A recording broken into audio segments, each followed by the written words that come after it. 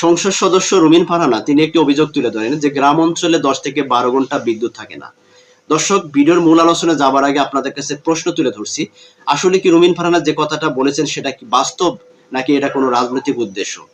দেখুন, এই লোডশেডিংটা সরকারের ব্যর্থতা নাকি কোনো রাজনৈতিক ব্যর্থতা, আজকে এই আলোচনা যেমন আপনাদের সাথে ক্লিয়ার করার চেষ্টা করব, অপরদিকে দেশের বিভিন্ন অঞ্চলে বিএনপির বিভিন্ন ভুয়া কমিটি দিয়ে নানান রকমের দুর্নীতি করা হচ্ছে বলে এরকম একটা অভিযোগ উঠে আসছে। এই দুটি পয়েন্ট আপনাদের সামনে তুলে ধরেছি এই জন্য যে বর্তমান রাজনৈতিক প্রেক্ষাপটে অনেক রকমের আলোচনা চলতেছে, অনেক রকমের সমালোচনা চলতেছে।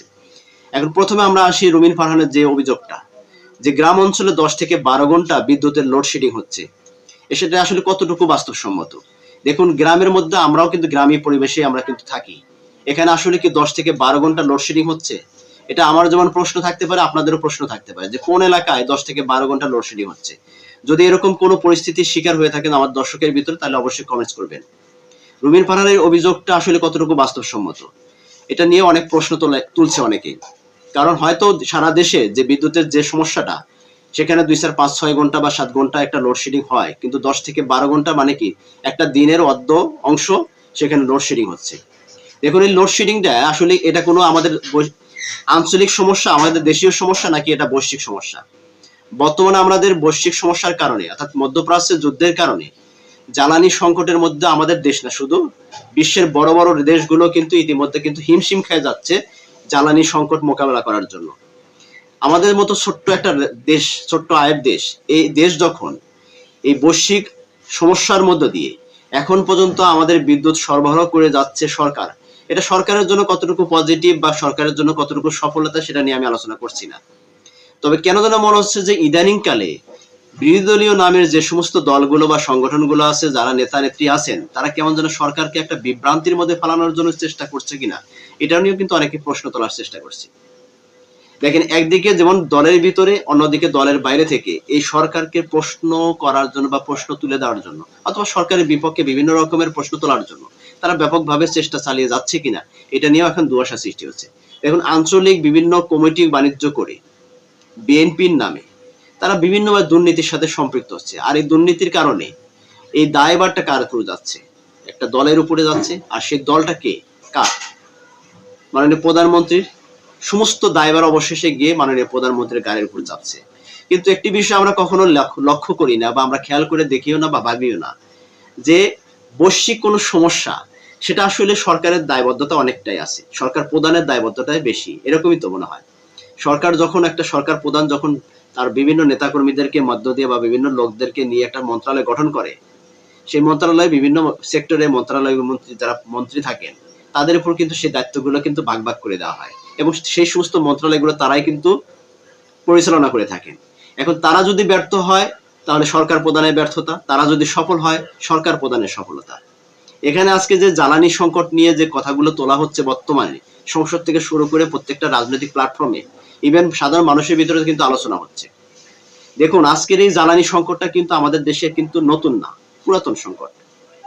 তারপরে বর্তমানে মধ্যপ্রাচ্যে অশান্তির কারণে জ্বালানি সংকটটা আরো তীব্র আকারে আমাদের সমস্যাগুলো দেখা দিচ্ছে। এই সমস্যাগুলো শুধু আমাদের দেশে না, প্রত্যেকটা দেশের ভিতরে।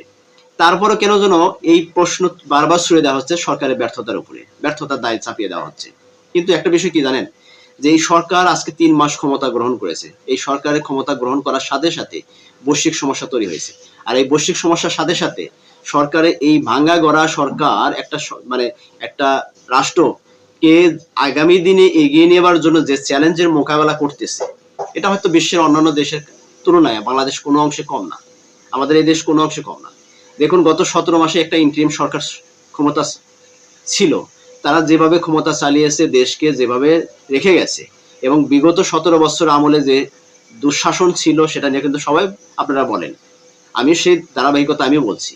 সেই 17 বছরে একটা ভাঙ্গা একটা রাষ্ট্রকে এই সরকার গঠন করার লক্ষ্যে যখন দায়িত্ব নিল, ঠিক দায়িত্ব নেবার পরপরই আঞ্চলিক না বৈশ্বিক সমস্যা দেখা দিল। সেই বৈশ্বিক সমস্যাটা মোকাবেলা করাটা সরকারের জন্য কতটা চ্যালেঞ্জ ছিল, যখন একজন সরকারের দায়িত্বে থাকে সেই একমাত্র জানে।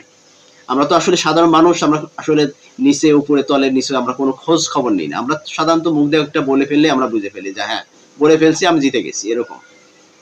কিন্তু দেখেন জ্বালানি সংকটগুলো শুধু আমাদের দেশের না, আমেরিকার মতো একটা শক্তিশালী রাষ্ট্র সেখানেও জ্বালানি সংকট তৈরি হয়েছে, এবং ইউরোপের বিভিন্ন রাষ্ট্রগুলো জ্বালানি সংকটের কারণে তাদের তীব্র সমস্যা তৈরি হয়েছে। এটা আমাদের দেশে কেন? আমাদের দেশ তো এখনো, যে আমাদের ছোট্ট একটা দেশ, ক্ষুদ্র আয়ের দেশ, এখন পর্যন্ত যে আমরা জ্বালানি পাচ্ছি এটাই তো অনেক কিছু। কিন্তু এই বিষয়গুলো কিন্তু আমরা অনেকটাই মাপি না, আমরা দেখি না, বুঝি না, কিন্তু সরকারের গাড়ির উপর চাপিয়ে দেওয়া হয় দায়ভার। আর এই বিরোধী দলীয় বিভিন্ন নেতাকর্মীরা তারা যে কোনো একটি বিষয়কে ইস্যু করে নিয়ে সরকারকে এমন ভাবে চাপিয়ে তোলা হয়, চাপিয়ে ধরে, যেটা জনগণের মধ্যে বিভ্রান্তি ছড়িয়ে পড়ে। এটাই স্বাভাবিক। তো রুমিন ফারহানাদের মতন নেতারা তারা সরকারের সমালোচনা করবে, এটাই স্বাভাবিক। সরকার সমালোচনা করে সরকার শুধরাবে না, সরকারের ভুলগুলো ধরতে পারবে না। রুমিন ফারহানা যে কাজটি করেছে সেটা ঠিক আছে, কিন্তু আসলে 10 থেকে 12 ঘন্টা যদি একটা দেশে যদি লোডশেডিং হয়ে থাকে, তাহলে তো কোনো দেশে উৎপাদন হওয়ার, কোনো ফ্যাক্টরি চালু থাকা তো সম্ভব না। আমার মনে হয় যে যদি রাতের পরিবর্তে যদি দিনে যদি 10 থেকে 12 ঘন্টা লোডশেডিং হয়ে থাকে, তাহলে কোনো একটা উৎপাদনমুখী প্রতিষ্ঠান সেটা কিভাবে চলবে? প্রশ্ন থাকতে পারে না? স্বাভাবিক প্রশ্নগুলো। যে একটা কথা যখন আমি বললাম যে 10 থেকে 12 ঘন্টা একটা লোডশেডিং যদি কোনো অঞ্চলে থাকে, তাহলে সেই অঞ্চলে উৎপাদনমুখী যে প্রতিষ্ঠানগুলো থাকে সেগুলো কি চালু থাকবে?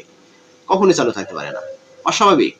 আবার এই যে বিএনপির যে বিভিন্ন এলাকায় যে আঞ্চলিক কমিটির বাণিজ্য হচ্ছে, সেই কমিটিগুলোর নামে যে বিএনপির নামে যে বিভিন্ন রকমের দুর্নীতি হচ্ছে, সেটা দায়ভার অবশেষে গিয়ে সরকারের উপর পড়ছে। আমি সরকারের কাছে আবেদন করব বা সরকারকে বলবো যে আসলে এই বিষয়গুলো আপনাদেরকে মাথায় নিতে হবে। দেখুন, দেশের উন্নতি, দেশের অবনতি সবকিছু দায়ভার কিন্তু অবশেষে সরকার প্রধানের গাড়ি পৌঁছায়। তেমনি বিএনপির কোনো দুর্নীতি বা বিএনপির কোনো উন্নতি যেটাই হোক না কেন, অবশেষে কিন্তু সেই দায়ভারটা আপনার ঘাড়ে পৌঁছাবে মাননীয় প্রধানমন্ত্রী। তো মাননীয় প্রধানমন্ত্রী, আপনাকে এই বিষয়ে সতর্ক থাকতে হবে। দেশে আসলে দেশে কি হচ্ছে, দেশের প্রত্যেকটা সেক্টর নিয়ে কিন্তু আপনার বিপক্ষে ইতিমধ্যে কিন্তু সমালোচনা হচ্ছে, যে আসলে আপনি সরকার হিসেবে ব্যর্থ হতে যাচ্ছেন। কারণ আগামী দিনে আপনার আসলে রাষ্ট্র ক্ষমতায় কতদিন থাকতে পারবেন, এই প্রশ্নটা কিন্তু অনেকে তোলার চেষ্টা করছে। তাই আপনাকে সবকিছু দিকে খেয়াল রাখতে হবে। এত সহজ সরল ভাবে সবার উপর ছেড়ে দিলে কিন্তু চলবে না। আপনাকে হার্ড হতে হবে, আরো কঠিন হতে হবে। আপনি কঠিন না হলে হয়তো বা আপনার ক্ষমতা ধরে রাখা আপনার জন্য খুব কষ্ট হবে। কারণ সমস্ত দায়ভার, যেমন শেখ হাসিনার আমলে যদি বলি যে শেখ হাসিনার সমস্ত নেতাকর্মীরা কিন্তু অপকর্ম করার সেই দায়ে কিন্তু শেখ হাসিনা ঘাড়ে পড়ে চেপেছে।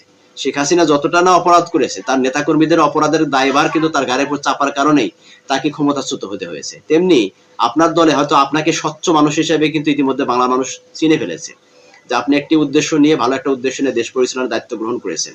কিন্তু আপনার দলের নেতাকর্মীরা যে তারা সত্যি কি আসলে দেশকে বা দলকে ভালো করার জন্য তার দায়ভার দায়িত্ব কাঁধে নিয়েছে কিনা, সেটা আপনাকে খতিয়ে দেখতে হবে। তো বিরোধী দল থাকবে আপনাকে সমালোচনা করার জন্য, আপনার ভুলগুলো ধরিয়ে দেওয়ার জন্য, এবং আপনাকে যে কোনো অবস্থায় আপনাকে হেনস্থা করার জন্য তারা চাইবে। কিন্তু সেই দিক দিয়ে আপনার চোখ কান খোলা রাখতে হবে, যে আপনি আসলে বিষয়গুলো আপনাকে খোলাসা করতে হবে, যে বিষয়গুলো যে নিয়ে তারা প্রশ্ন তোলার চেষ্টা করছে এটা ক্লিয়ার দিতে হবে, আপনাকে ক্লিয়ারেন্স করতে হবে। তাহলে আপনি হয়তো আগামী দিনে ক্ষমতা ধরে রাখতে পারবেন। অন্যথায় আপনার দল এবং এই বিরোধী দলীয় যে সমস্ত অভিযোগগুলো আছে এগুলো যদি ফেস না করতে পারেন, আগামী দিনে আপনার ক্ষমতা ধরে রাখা খুব কষ্ট হবে। তো ভালো থাকবেন সবাই। আপনাদের মতামত থাকলে অবশ্যই কমেন্টস করে যাবেন।